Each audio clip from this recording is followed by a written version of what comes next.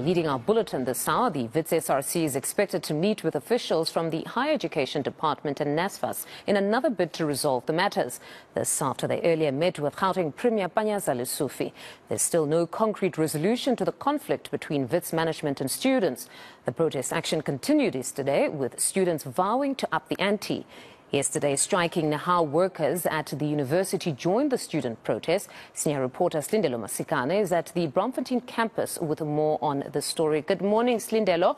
Seems a bit quiet now. I can see at the campus, it seems there's a lot of police presence or perhaps the private security that has been hired. Just talk us through the situation this morning.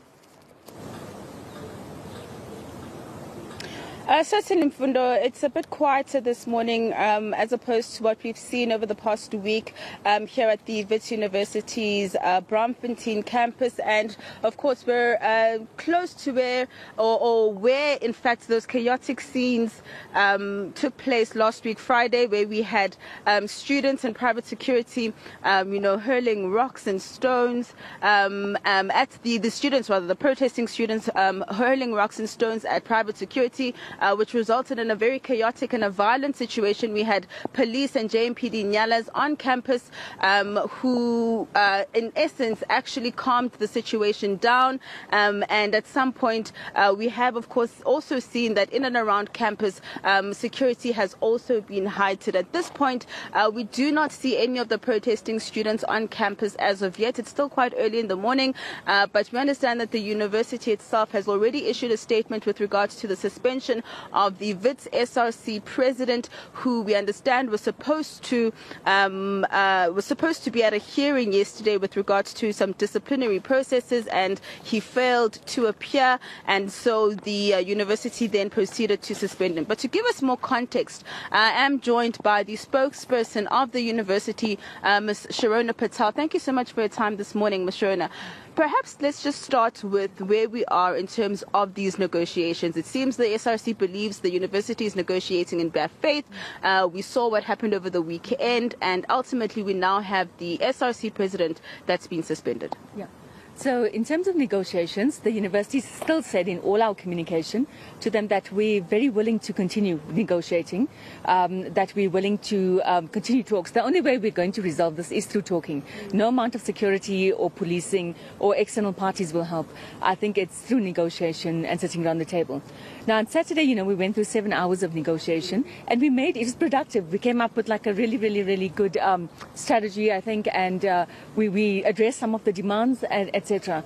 But that was on Saturday. We were hopeful that we could continue on Sunday. But on Sunday night, basically the SRC said if there's no free education for all, everything's off the table. And so they called it off on Sunday night. Our Dean of Students stayed here on Sunday night waiting for them till 11. They didn't pitch. They went back to Parktown. And then yesterday he reached out again to say we're willing to talk. But in the morning they weren't willing to. We saw a statement yesterday in the evening. We said that they were open to multi-sectoral talks. Yeah.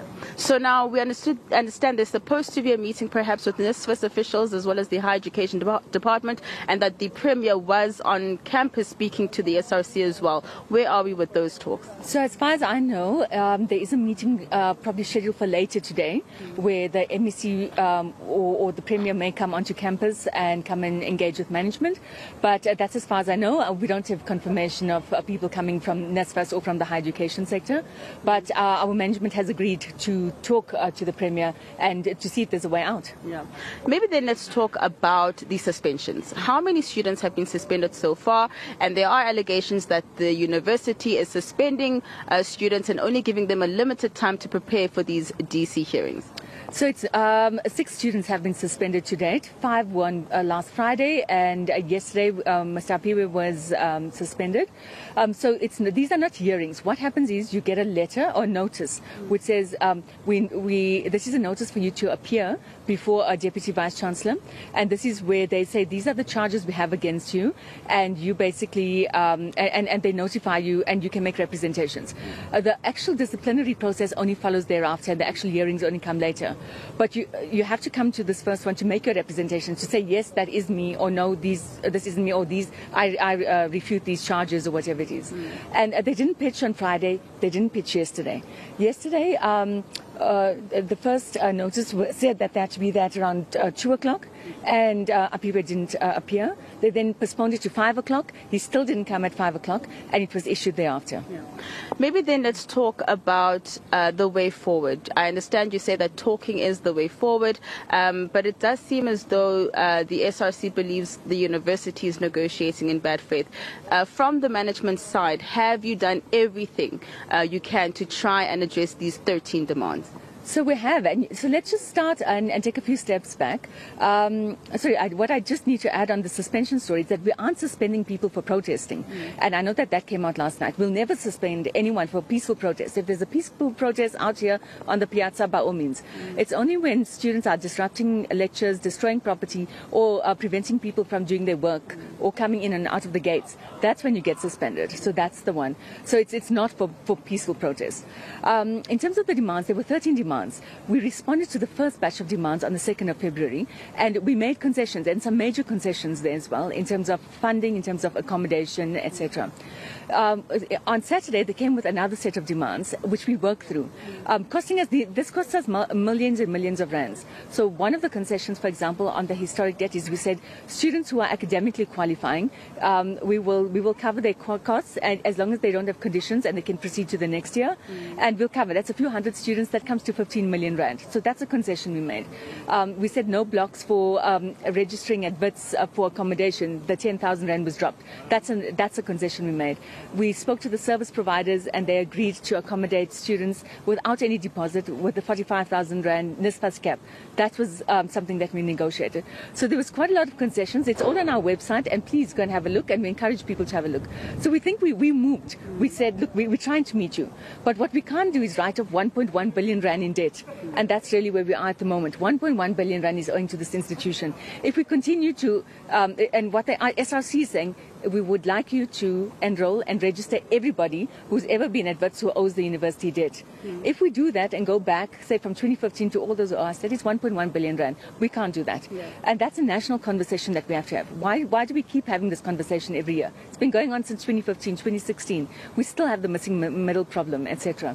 So I think the issue is, if government promises free higher education, we support that principle, free quality higher education, access to that by all means, but then somebody has to fund it, and universities can't. So we can agree today and say, yes, everybody come, register, be here, and then by next year we're unsustainable and we close down. What's the point? Lastly, Ms. Sharona, where's the VC? It doesn't seem he's been present in any of the negotiations. Students even tried to come and go and find him at his home. Where's the VC? Why is he so unwilling to engage the SRC? So I think that statement is totally incorrect. So the VC was engaging with the SRC president since January. In fact, they met multiple times a day and almost every day since January and February. Last week, Tuesday, he called for a meeting with the SRC to talk about donor funding and additional funding to put into the WITS Hardship Fund to help more students. After an hour of him waiting, half of the SRC comes. The president comes at the end of that meeting, disrupts it and says, we're calling off this meeting, we're not negotiating with management. So if he was there, he was willing to engage, he still met with the donor after that to try to secure the funds. And so the SRC has to be honest as well in what they're saying. Then they closed it. He said, we're willing to talk on Wednesday and Thursday, Friday. They refused to. They said, we won't until all our demands are met. And they've said that on ENSA. As for marching to his house and threatening to burn it down, I know yesterday you were questioning it in one of your reports. You've got that on national TV. You've got students saying that. So, it may just be a threat.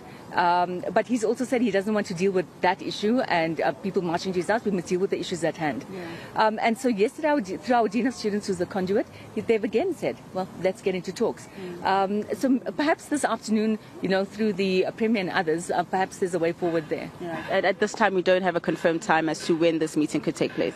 We don't. We've just said that we're available, so we'll wait on times from the other parties. All right. Thank you so much for your time this morning. Thank you. All right. That is Ms. Sharona Patel, the WITS spokesperson, giving us an update in terms of where we are with talks, where we are with some of the suspension as well as action taken by the university. And as you've heard, that at this point we're anticipating perhaps a meeting with officials from government as well as NSFAS, but at this stage it's still unclear whether it will happen this afternoon or not. But WITS saying that they are more than willing to engage the SRC as well as anyone to try and come up with solutions to end this ongoing crisis that seems to come up every single year.